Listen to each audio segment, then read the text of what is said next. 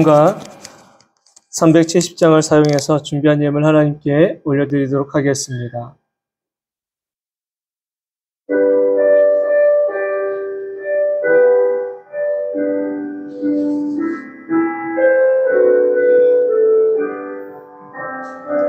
주 안에 있는 나에게 난 근심이 있으랴. 십자가 밑에 나아가 내 짐을 풀었네. 주님을 찬송하면서 할렐루야 할렐루야. 내 앞길 멀고 나 주님만 따라가리. 그 두려움이 면하여 내 기도 되었고 전날의 한숨 변하여 내 노래 되었네. 주님을 찬송하면서 할렐루야 할렐루야. 내 앞길 멀고 나 주님만 따라가리. 내 주는 자비하셔서 늘 함께 계시고 내 궁핍함을 아시고 늘 채워주시네. 주님을 찬송하면서 할렐루야 할렐루야. 내 앞길 멀고 나 주님만 따라가리. 내 주와 맺은 언약은 영불변하시니 그 나라 가기까지는 늘 보호하시네. 주님을 찬송하면서 할렐루야 할렐루야. 내 앞길 멀고 나 주님만 따라가리. 기도하겠습니다. 여호와의 말씀이니라. 너희를 향한 나의 생각을 내가 아나니 평안이요 재앙이 아니니라. 너희에게 미래와 희망을 주는 것이니라.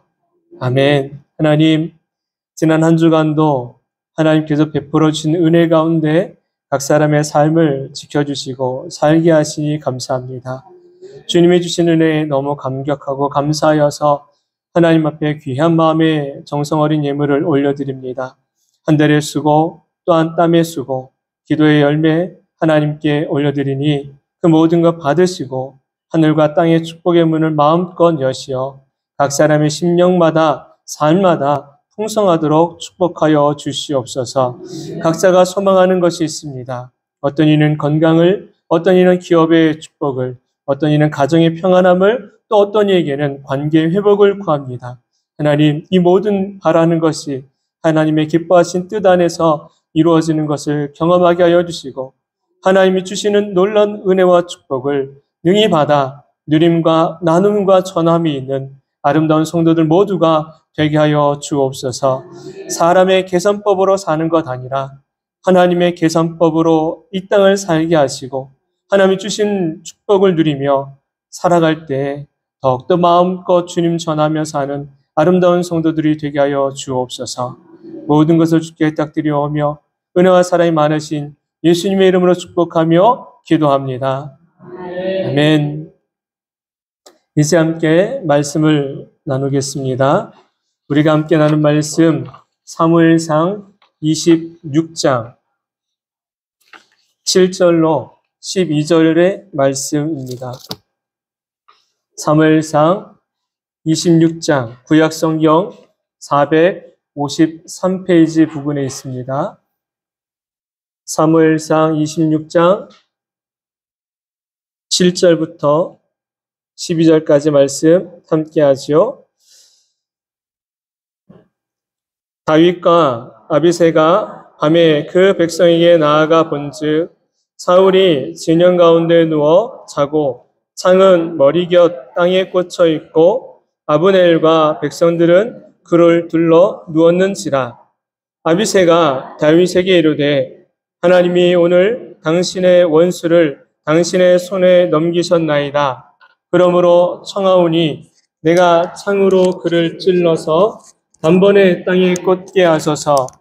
내가 그를 두 번 찌를 것이 없으리이다 하니 다윗이 아비새에게 이르되 죽이지 말라. 누구든지 손을 들어 여호와의 기름 부음 받은 자를 치면 죄가 없겠느냐 하고 다윗이 또 이르되 여호와께서 살아 계심을 두고 맹세하노니 여호와께서 그를 치시리니 혹은 죽을 날이 이르거나 또는 전장에 나가서 망하리라. 내가 손을 들어 여호와의 기름 부음 받은 자를 치는 것을 여호와께서 금하시나니 너는 그의 머리 곁에 있는 창과 물병만 가지고 가자 하고 다윗이 사울의 머리 곁에서 창과 물병을 가지고 떠나가되 아무도 보거나 눈치채지 못하고 깨어있는 사람도 없었으니 이는 여호와께서 그들을 깊이 잠들게 하셨으므로 그들이 다 잠들어 있었기 때문이었더라. 아멘. 지난 주 초에 참 많은 비가 내렸습니다. 여름 장마가 끝났는가 싶었는데 늦은 장마가 온 것처럼 많은 비가 내렸죠. 내리는 비를 보면서 이런 생각을 하게 됐습니다. 하나님은 때를 따라 이른 비와 늦은 비를 주신다라는 말씀입니다. 입추라는 절기가 지나 선선한 바람이 불어오는 시절에 늦은 비를 내려주심은 분명 하나님의 뜻이 있다라는 것을 보게 됩니다. 여름의 뜨거운 햇살을 잘 받고 자란 농작물들이 막바지 알곡으로 풍성한 열매로 맺히기 위해서는 단비가 필요한데 마침 그 비를 내려주셔서 늦은 비의 복을 우리들에게 주시지 않았는가라는 것입니다. 때를 따라 내리는 단비는 분명 복된 소낙비와 같습니다. 우리 인생에도 복된 소낙비와 같은 은혜의 단비가 내립니다. 삶의 메마른 땅에 단비가 내릴 때에 조금은 불편한 것 같아 보여도 나로 하여금 풍성한 열매를 맺게 하시는 단비라는 것을 믿으면 우리에게는 복이 될 줄로 믿습니다. 은혜의 단비, 늦은 비의 단비가 저와 여러분의 인생의 삶에 가득하게 되기를 주님의 이름으로 축원합니다. 모양은 아닌 것 같아 보이고 지나가는 것 같아 보여도 이후에 돌아보니까 그 모든 것이 내게는 유익이었고 내게는 은혜였다라는 것을 우리는 보게 됩니다. 저와 여러분이 내 삶에 주시는 주님의 도움의 손길이 있습니다. 그 선한 도움의 손길을 항상 잊지 말고 감사하며 살길 소망합니다. 느헤미야를 도우셨던 선한 손이 저와 여러분을 도우실 것입니다.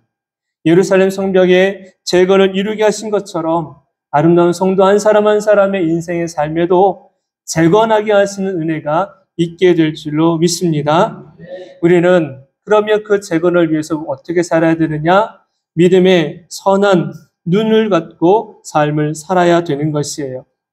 죄에 어두워진 눈은 방향을 잃게 만들고 그릇된 길로 향방 없이 가게 하지만 회개와 은혜로 밝혀진 우리의 눈은 내가 가는 길 주가 이끄시니 주가 인도하시는 대로 걷는 걸음이 복된 걸음이요 참 삶의 걸음 될 줄로 믿습니다. 늦은 비의 은혜라고 느껴질 때 우리가 해야 될 것이 있습니다. 그것은 바로 주님의 이름을 높여드리는 겁니다. 감사드리는 겁니다. 경배 드리게 되길 소망합니다. 또 한 주간 동안에 저에게 있었던 한 사건입니다. 어느 아내가 저에게 이렇게 이야기했어요. 사케라고 불렀습니다. 사케.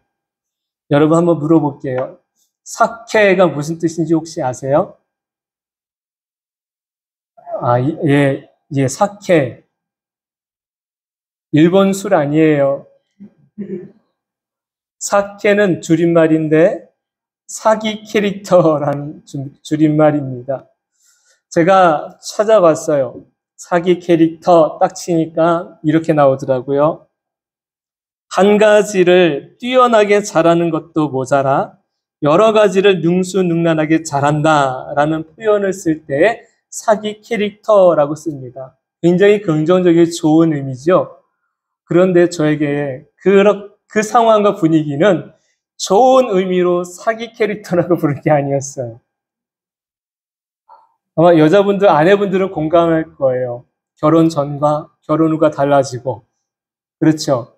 결혼 전에 그렇게 친절하고 다정다감하고 그렇게 배려심이 많았는데 결혼 후에는 완전히 달라진, 그래서 모든 남자들은 일컬어서 사기 캐릭터야.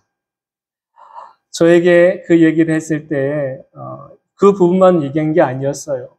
상황적으로, 환경적으로, 분위기적으로 보면 그 얘기 들었을 때 굉장히 마음이 언짢고 불편했습니다.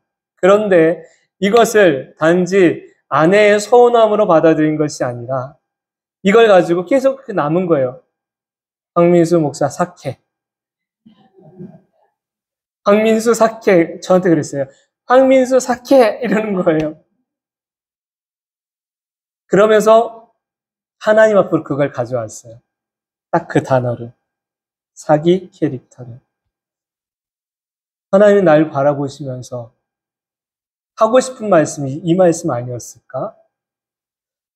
내게 은혜를 주었고, 내게 사랑을 주었고, 내게 은총을 베풀어 주었는데, 그걸 받았음에도 불구하고, 그때는 잘할 줄 알았지. 그런데 시간이 지나니까 다시 나의 생각으로, 나의 오른소견으로, 나의 고집으로 내 길을 자꾸만 가고 있는 나를 바라보시면서 주님이, 내 하나님이 나에게 그 말씀을 하고 싶지 않으셨을까? 여러분은 혹시 어떠신가요? 우리 모두가 하나님 보셨을 때에 사기 캐릭터이진 않습니까? 잠잠히 이것을 묵상해 보면 내가 은혜를 받았음에도 불구하고 여전히 그 은혜 떠나 있는 삶을 살고 있는 내 모습이 때로는 하나님 앞에 그런 존재감으로 서 있는 모습을 보기도 합니다. 여러분에게는 좋은 의미의 사케가 들려지길 소망합니다. 한 가지를 잘하는 줄 알았는데 그것도 모자라서 다재다능하게 잘하는 사람들, 그 사람들이 여러분 되기를 소망합니다. 오늘 본문 말씀에 보면 이렇게 나와요. 내용은 이러합니다. 사단은 우리들의 마음에 증오와 시기라는 악한 씨앗을 뿌려놓고 갑니다. 그것을 통해서 하나님의 사람이 넘어지고 믿음의 길에서 탈선되기를 바라며 기다리는 것이 바로 사단입니다. 이스라엘의 첫 번째 왕이었던 사울 왕은 처음부터 하나님을 떠난 인물이 아니었습니다. 그의 마음에 증오로, 시기로, 미움으로 가득한 사람이 절대 아니었습니다. 처음에 그는 가장 겸손한 자였고 하나님을 경외하는 신실한 신앙인이었고 또한 소심한 사람이었습니다. 그런데 그가 왕이 되고 난 이후에 왕의 자리에서 점점 시간이 지나며 변질되기 시작한 것입니다.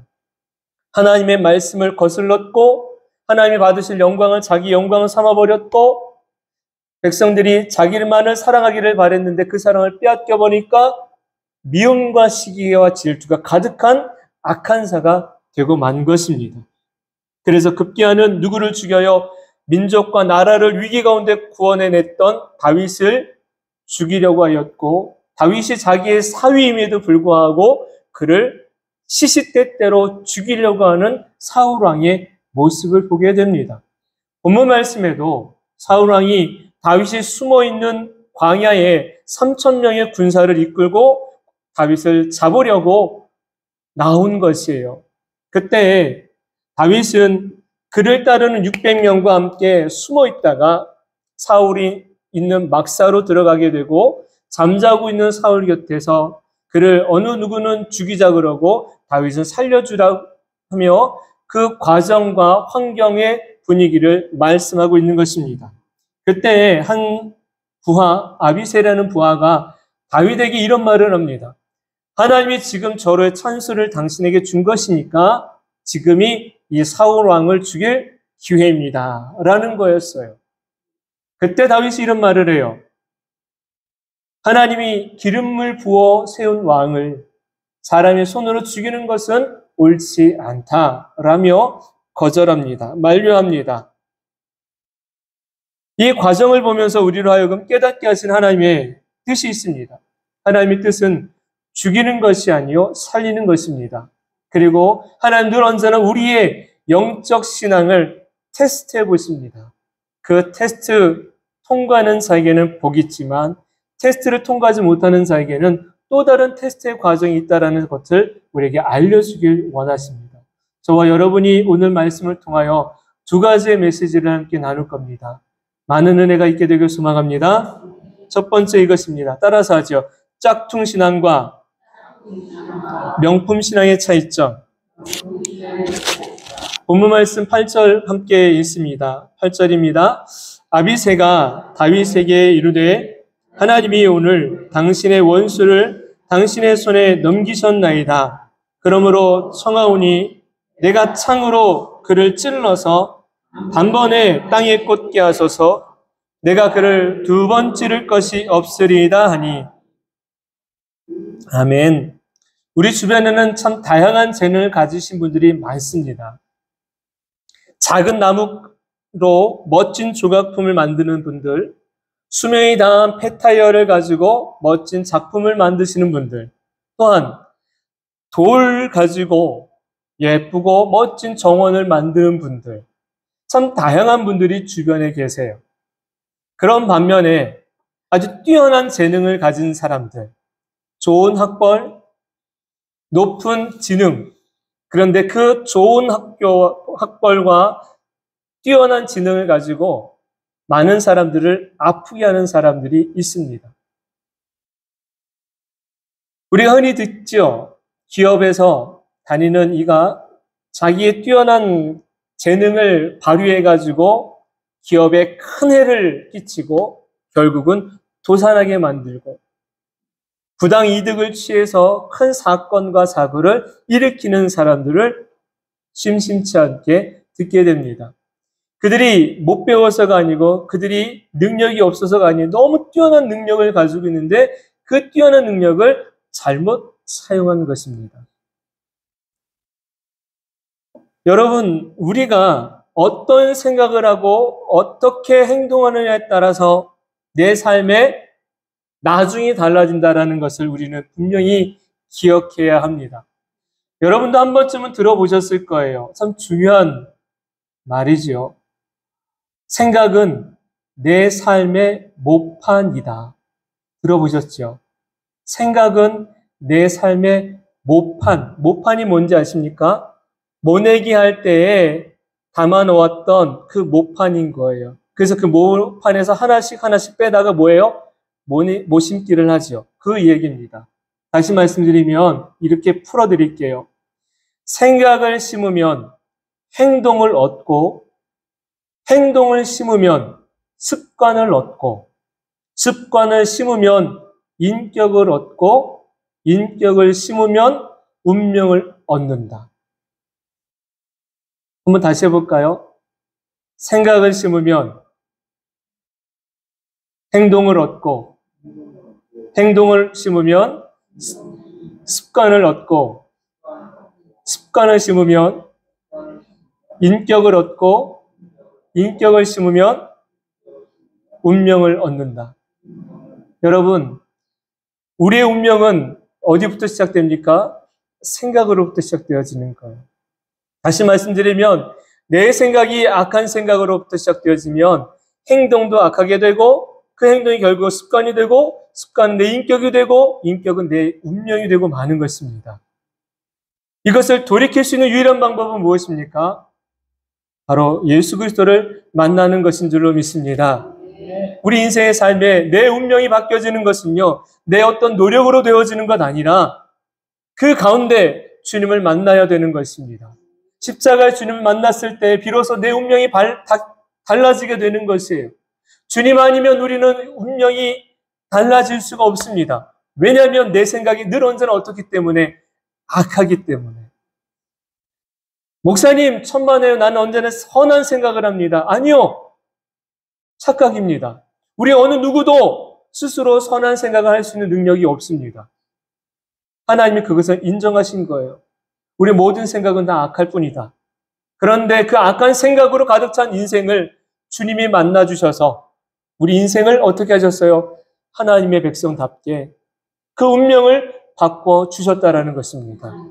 그 운명과 은혜가 저와 여러분 가운데 있는 줄로 믿습니다.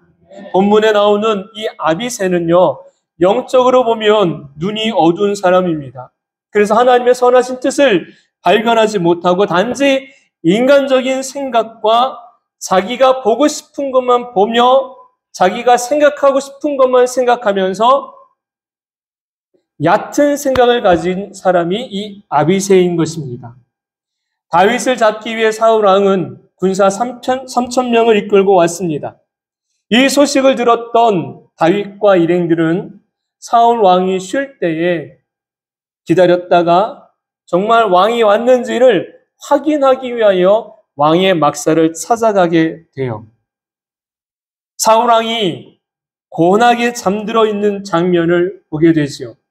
이 장면을 보자마자 아비새가 다윗을 채근하듯이 종용하며 이런 말을 합니다. 하나님이 오늘 당신의 원수를 당신의 손에 넘기셨습니다. 라고 말하는 거예요. 뭐 하자는 거예요? 당장 사울왕을 죽이자라는 겁니다. 아비새가 말하는 거예요. 지금 나에게 명령만 내리시면 내가 두 번도 아니요, 한 번에 단번에 저의 목숨을 끊어놓겠습니다. 라는 거예요. 성경에 보니까 아비새는 싸움을 참 잘한 인물이었습니다. 두 번에 쓸 필요도 없습니다. 근데 한 번이면 됩니다. 그러니 뭐만 내려주십시오. 명령만 내려주십시오예요. 다윗이 명령만 내리면 지금 사울왕은 죽은 몫입니다. 라는 거죠. 그러면서 뭐라고 이 아비새가 말을 했습니까? 하나님이 당신에게 주신 절호의 기회입니다. 라는 거였어요. 하지만 다윗은 아비새의 말에 동요하지 않습니다. 그리고 9절 말씀에 이렇게 말해요. 9절 다윗이 아비새에게 이르되 죽이지 말라. 누구든지 손을 들어 여호와의 기름 부음 받은 자를 치면 죄가 없겠느냐? 본문 말씀, 이 말씀이 앞서 24장에도 동일한 분위기, 동일한 환경에서 똑같은 말을 하게 됩니다. 24장에 가면 다윗과 그를 따르는 이들이 엔기디라는 한 광야의 동굴 속에 숨어 있었어요. 그런데 그 동굴 안으로 사울 왕이 혼자 용변을 보려고 들어오게 됩니다. 부하들 없이 혼자. 얼마나 좋은 찬스예요. 사울 왕을 죽일 절호의 찬스지요. 그때에도 다윗 곁에 있던 이들이 다윗에게 한 말이에요. 하나님이 지금 당신에게 저 사울 왕을 넘겨주시려는 기회를 주셨으니 이제 저를 죽이십시다 라는 거였어요. 그때 다윗이 똑같은 말을 합니다. 여호와의 기름 부음을 받은 자를 어찌 사람이 해할 수 있겠느냐라는 거였어요. 그래서 손을 대지 않지요. 다윗을 보면 하나님이 그를 칭찬하시고 인정하는 할 만한 이유 중에 한 가지가 바로 오늘 이 본문 안에 있음을 보게 됩니다. 그것은 바로 뭐냐면 온전히 하나님을 경외하는 신실한 신앙을 가졌다라는 것입니다. 여러분, 명품 신앙이 왜 명품 신앙인 줄 아십니까? 다윗은 오늘 우리에게 명품 신앙이 무엇인지를 보여주고 있는 것이에요. 자신이 처한 환경이나 상황에 따라 믿음이 요동치는 것이 아니고 하나님 중심의 신앙을 고수하며 흔들림 없이 주어진 삶을 살아가고 있는 것. 그것이 바로 명품 신앙인 것입니다. 그와 반대로 짝퉁 신앙은 뭐냐면 짝퉁 신앙은 신앙의 모습은 있는데 환경과 상황에 따라서 색깔을 다르게 만드는 왔다 갔다 하는 견고하지 못한 기분과 감정에 치우쳐 있는 신앙이 바로 짝퉁 신앙인 것이에요. 성경 말씀은 이렇게 말씀하시죠. 경건의 모양은 있으나 경건의 능력은 부인하는 것이니 그것이 바로 짝퉁 신앙인 것이에요.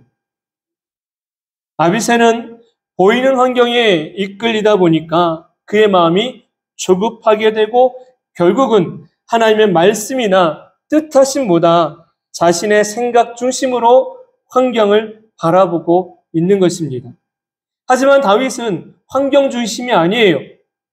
하나님을 경외하는 분명한 신앙 중심이었기 때문에 흔들림이 없는 명품 신앙을 우리들에게 보여주고 있는 것입니다. 또한 다니엘의 신앙이 왜 명품 신앙인가 하니까 뜻을 전한 신앙이었고 그 뜻이 환경이나 위협 가운데 있어도 전혀 흔들림이 없는 신앙이었기 때문에 다니엘의 신앙도 명품 신앙이라고 우리가 말할 수 있는 것입니다. 다윗이나 다니엘이나 그들은 전혀 환경에 영향을 받지 않아요. 사람의 말에 영향을 받지 않아요. 자기의 감정에 영향을 받지 않아요. 그들의 신앙은 철저히 하나님 중심이었던 것입니다. 그 중심이 흔들리지 않으니까 그들의 신앙은 명품 신앙이라 말할 수 있는 것입니다. 그러면 어떻게 다윗도 다니엘도 아브라함도 그런 명품 신앙을 가질 수 있었는가 하니까 중요한 것 한 가지를 발견하게 되는데 그것은 바로 하나님 사랑입니다. 하나님을 철저히 사랑한 것입니다. 하나님을 세상에 어느 것보다 하나님을 사랑한 겁니다. 누구보다 하나님을 사랑한 겁니다. 무엇보다도 하나님이 우선이었고 하나님 중심이었습니다. 그러니까 그들의 신앙이 환경도 상황도 사람도 감정도 영향을 받지 않게 된 것이에요. 나와 여러분의 마음은 어떻습니까? 우리는 상당히 많이 환경에 영향을 받고 사람의 말에 영향을 받고 내 기분에 영향을 받아요. 오늘은 기분이 너무 해피해. 야, 해피하니까 교회 가자. 오늘은 기분이 다운됐어. 교회 갈 마음이 안 생겨. 안 가고 싶은 거예요. 우리의 기분에 따라서 신앙생활을 하는 것, 여러분 그 신앙이 얼마나 견고해질 수 있을까요? 우리의 분위기에 따라 내 형편에 따라 내 기분에 따라 자꾸만 신앙생활을 요동치는 것으로 하지 않게 되길 소망합니다. 우리가 얼마나 많은 시간 예배의 말씀을 들었고 시간을 들여 하나님 앞에 왔습니까? 그럼에도 불구하고 여전히 짝퉁 신앙에 머물러 있지 말고 명품 신앙의 길로 가게 되길 소망합니다. 그러려면 하나님 사랑합니다라는 고백이 끊임없이 고백되어야 될 것이고 세상보다 하나님 우선으로 살 수 있도록 기도하며 우리가 하나님 안으로 믿음의 걸음을 옮겨갈 수 있어야 될 줄로 믿습니다. 하나님을 사랑하는 자, 그분을 바라보는 자에게 하나님은 역사하여 주시고 그 믿음과 신앙이 복되도록 축복하여 주시는 줄로 믿습니다. 오늘을 살아가는 저와 여러분의 시선을 마음을 흔드는 여러 가지 일들로 인해 주님을 경외하는 신앙이 흔들리지 않게 되기를 바랍니다. 견고히 신앙을 세워갈 때에 저와 여러분의 신앙은 주님이 기뻐하시는 명품 신앙 될 줄로 믿습니다. 두 번째는요, 따라서 하죠. 끝까지 하나님의 사인을 기다리자. 본문 말씀 10절입니다. 같이 읽습니다. 시작. 다윗이 또 이르되 여호와께서 그를 치시리니 혹은 죽을 날이 이르거나 또는 전장에 나가서 아멘. 사무엘상 24장에도 오늘의 본문에서도 다윗은 하나님의 사인을 구합니다. 다윗의 신앙을 우리가 본받을 만한 신앙이라고 이야기하는 것은요, 다윗은 언제나 하나님께 묻고 그 물음에 응답을 찾고 그 사인이 떨어진 후에 그가 행동했다라는 사실입니다. 여호와께 여쭈었다라는 말씀을 참 많이 보게 됩니다. 다시 말하면 다윗은 하나님께 묻는 신앙으로 철저히 이루어졌다라는 사실이에요. 우리가 신앙이 성장하지 못하는 이유 중에 한 가지는 뭐냐면 하나님께 묻는 훈련이 안 됐다라는 것입니다. 어느 때 저와 여러분이 하나님 앞에 매달려 기도합니까? 내게 큰 문제가 일어났을 때, 내 힘으로 할 수 없다고 생각되어질 때는 하나님을 찾아요. 하나님을 찾아요. 그런데 능히 내 힘으로 할 수 있어 라고 생각되어지면요, 하나님을 찾지 않습니다. 지난 수요일 날 예배를 마치고 이권희 성도님한테 가다가 제가 사고를 냈어요. 교통사고를 냈어요. 오토바이를 제가 들이받았어요. 세게 받은 건 아니지만 여하튼 간에 접촉사고가 났고 상대방은 다쳤어요. 1년의 과정을 보면서 생각하게 되죠. 제 운전 경력이 23, 4년 됐는데 제가 가서 들이받은 건 처음이었던 거예요. 그리고 그것도 차가 아니라 오토바이를. 가만히 생각을 해봤습니다. 그리고 하나님께 물었어요. 하나님 어떻게 하죠? 어떻게 하죠? 저에게 주신 깨달음도 있었고 저에게 알게 하신 것도 있었습니다. 왜 이런 사건들이, 왜 이런 아픔들이, 왜 이런 일들이 일어났을까? 하나님이 제게 주시는 사인이었고 또 하나님이 바른 게 되기를 원하시는 바람이기도 했습니다. 우리가 깨어있지 않으면 우리는 이렇게 이야기할 겁니다. 하나님이 내게 어떤 계획이 있어서겠지가 아니라 에이, 재수없어. 왜 이런 일이 내게 생기지? 하나님께 묻지 않으면 모든 것을 무엇으로 돌려요? 재수 있는 것과 없는 것으로 돌려요. 여러분, 우리 인생의 삶은요, 재수에 따라 사는 게 아니지요. 하나님을 경외하는 신앙을 갖고 사는 사람들은 뭔가 달라야 한다라는 사실입니다. 다윗이 지금 처한 상황은 누가 봐도 억울한 상황 맞습니다. 하지만 그 가운데서 다윗은 하나님의 뜻을 구해요. 하나님의 사인을 구했다는 사실입니다. 우리의 신앙이 성장하는 것과 성장하지 않는 그 가운데는요, 하나님을 향한 물음이 있느냐, 물음이 없이 행동하느냐의 차이인 것입니다. 물음 없이 행동하는 것은 누구를 생각하지 않고 누구를 기대하지 않는 거예요. 하나님 생각하지 않고 하나님 기대하지 않는 거예요. 하나님 의존하지 않는 거예요. 하나님 없어도 누구 힘으로 살 수 있다? 내 힘으로 살 수 있다. 그 베이스가 깔려 있는 것입니다. 결국은 교만이지요. 하나님께 묻지 않고 사는 것, 이까짓 것쯤이야, 이것도 라고 하는 모든 것이 결국은 내 안에 잠재되어져 있는 영적 교만함이 저 삶의 내 마음의 영적 밑바닥에 깔려져 있는 것입니다. 무엇처럼요? 커다란 돌덩이처럼 깨어지지 않을 만큼 크고 단단하게 내 안에 감추어져 있는 거예요. 여러분 안을 한번 들여다보십시오. 나는 하나님 없이 살 수 있는 사람인가? 아니면 살 수 없는 사람인가? 나는 이렇게 말할 거예요. 나는 돈 없으면 살 수 없어.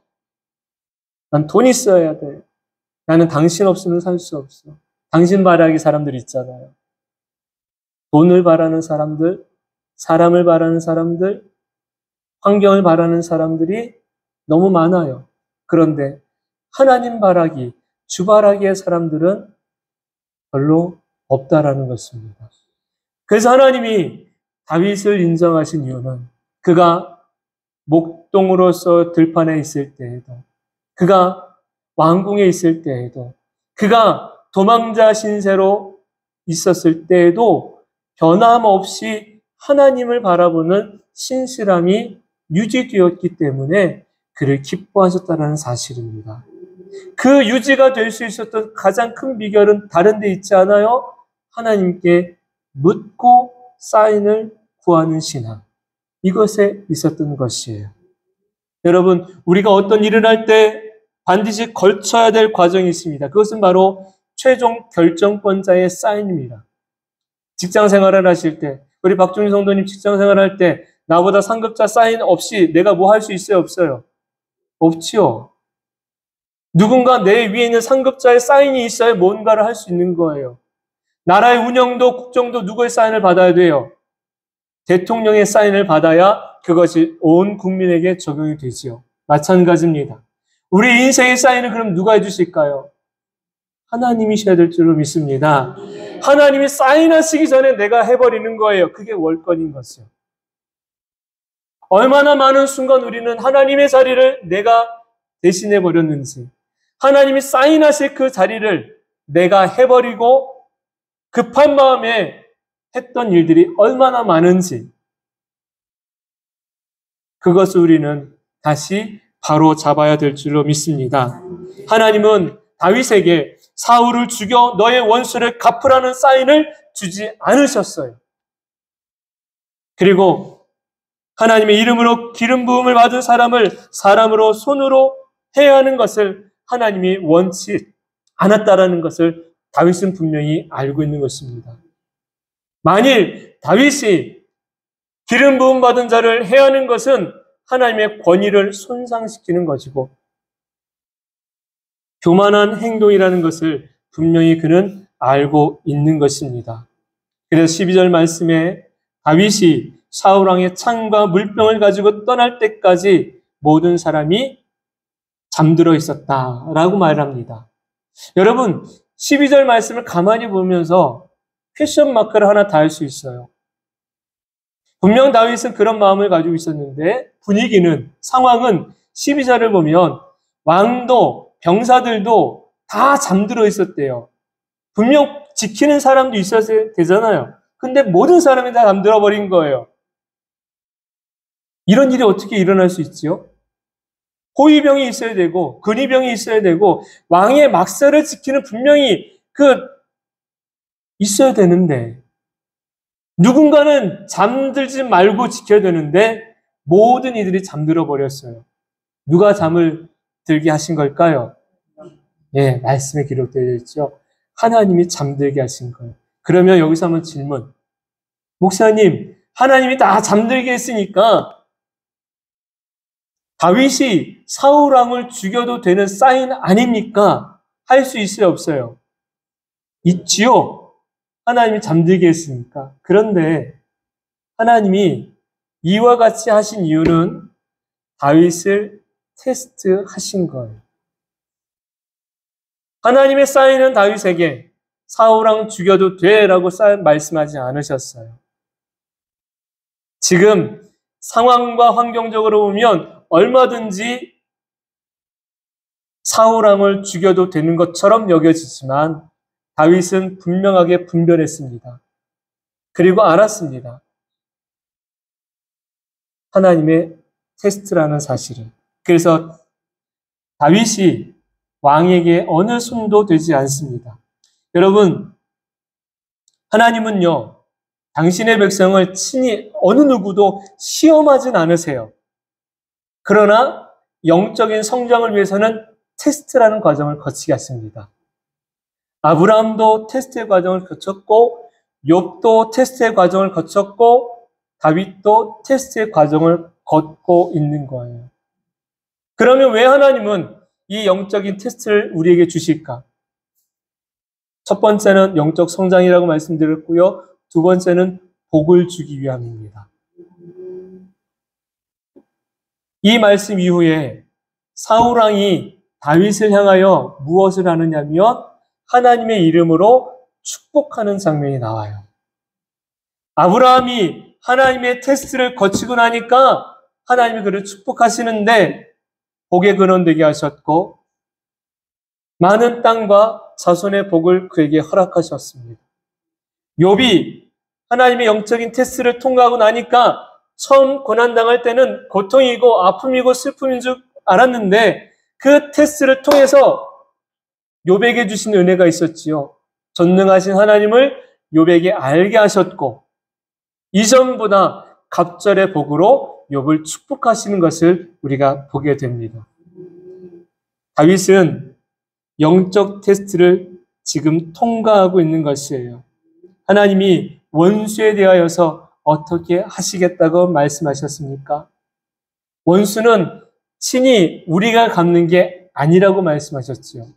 그래서 로마서 12장 19절 말씀에 분명하고 선명하게 하나님이 주신 말씀이 이러해요. 로마서 12장 19절 제가 읽어드릴게요. 내 사랑하는 자들아 너희가 친히 원수를 갚지 말고 하나님의 진노하심에 맡기라. 기록되었을 때 원수 갚는 것이 내게 있으니 내가 갚으리라고 주께서 말씀하시니라. 원수는요 우리가 갚는 것이 아닙니다. 하나님이 갚으시겠다고 하셨습니다. 다시 말씀드리면 하나님의 하실 일을 사람이 하지 않은 거예요. 다윗이 하나님의 일을 하지 않은 거예요. 다시 말해서 교만하게 행동하지 않았다라는 것입니다. 또한 죄를 짓지 않았다라는 것입니다. 다윗은 그렇게 하나님을 경외하는 사람이었던 것이요. 아무리 환경이 상황이 나에게 유리한 것 같아 보여도 그곳에 하나님의 사인이 없다면 우리는 사인이 올 때까지 때로는 기다려야 될 줄로 믿습니다. 우리는 빈틈이 많은 사람들입니다. 깨어있지 않으면 사단은 언제든지 우는 사자와 같이 삼키울 자를 찾아 마침내 잠들어 있는 이들을 삼켜 버릴 것입니다. 여러분, 잠들어 있지 않기를 바랍니다. 영적인 잠에 취해서 잠들어 있지 마세요. 말씀 안에서 깨어 있게 되시기를 바랍니다. 말씀과 동행하는 삶을 살아야 되는 것이고 예배를 드릴 때에 기분에 따라 감정에 따라 오고 가고가 아니라 내가 와야지만 산다라는 그 마음 가지고 하나님 앞에 오시기를 바랍니다. 이제 말씀을 마치려고 합니다. 짝퉁 신앙과 명품 신앙을 우리는 구별할 수 있어야 됩니다. 저와 여러분이 하나님 원하시는 명품 신앙의 자리로 나아가기 위해서는 늘 언제나 하나님 중심, 하나님 사랑하는 마음을 굳건하게 지켜갈 수 있게 되기를 소망합니다. 또 하나, 내게 아무리 유리하게 전개되어지는 상황일지라도 하나님의 사인이 없다면 우리는 기다릴 줄 알아야 됩니다. 그 기다림을 통해서 하나님이 주신 은혜를 경험하게 되고 그 은혜 안에서 순종하는 자 될 때 비로소 하나님이 주시는 복과 은혜를 받아 누림이 있는 하나님 백성 될 줄로 믿습니다. 이제 우리 함께 찬송하려고 합니다. 여러분, 하나님께 원하고 바라고 구하는 것을 믿음으로 구하시기를 원합니다. 그러면 하나님은 주십니다. 그 하나님을 경외하는 이에게 하나님을 아낌없이 주십니다. 하나님을 사랑하는 자를 하나님은 기뻐하십니다. 그 사람이 오늘 저와 여러분 되기를 바랍니다. 함께 소리 높여 찬송하죠. 이 세상을 살아가는 동안에 나의 힘을 의지할 수 없으니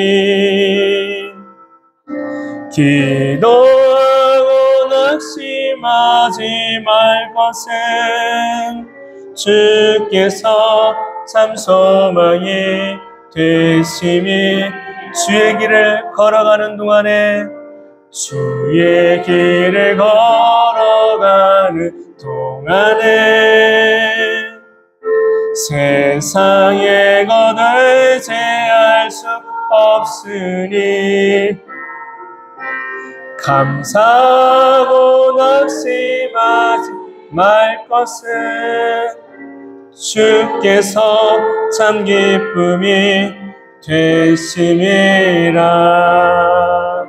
하나님의 꿈이 나의 비전이 되고 예수님의 성품이 나의 인격이 되고 성령님의 권능이 나의 능력이 되길 원하고 바라고 기도한 하나님의 꿈이 나의 비전이 되고 예수님의 성품이 나의 인격이 되고 성령님의 권능이 나의 능력이 되길 원하고 바라고 기도합니다. 제가 기도하겠습니다. 하나님, 우리가 이 세상을 살아가는 동안에 하나님만을 의지하며 살기를 원하지만 너무 연약한 존재이기 때문에 많은 순간 내가 가진 물질, 내게 있는 힘, 내 곁에 있는 사람들을 의지하며 참 많이 살아왔습니다. 하나님, 주님이 원하시는 신앙, 주님이 원하시는 사람 되기를 원하니 주님만 의지하며 주바라기의 신앙으로 사는 우리 모두가 되게 하여 주옵소서. 다윗이 하나님께 물으며 구하며 그 인생의 걸음을 걸었던 것처럼 내 삶에도 하나님께 묻고 영적인 귀가 열려져서 내게 주시는 세면 음성을 따라 인생의 한 걸음 한 걸음을 옮길 수 있도록 성령님 도와주시옵소서. 연약함을 인정합니다. 부족함을 인정합니다. 죄됨도 인정합니다. 하나님께서 베푸시는 은혜 안에서 우리 모두가 하나님이 기뻐하심이 있는 삶을 살게 하시고 소중한 믿음, 아름다운 믿음, 명품 신앙을 가진 하나님 사람 되도록 인도하여 주옵소서. 이제 새로운 한 주간을 살아가는 동안에 9월의 한 달도 맞이하게 될 텐데 하나님이 허락하시는 귀한 축복의 계절이 되게 하시고 많은 열매가 맺어지는 복된 날 되도록 아름답고도 소중한 이들을 인도하시고 지켜 주옵소서. 이제는 우리를 죄 가운데서 구원하여 주신 예수 그리스도의 그 크신 사랑과 하나님 아버지의 다함없는 사랑하여 주심과 성령님의 감화 감동 교통 내주하심 역사가 살아가는 모든 성도들의 삶 가운데 이제로부터 영원토록 함께 하시기를 간절히 축원하옵나이다.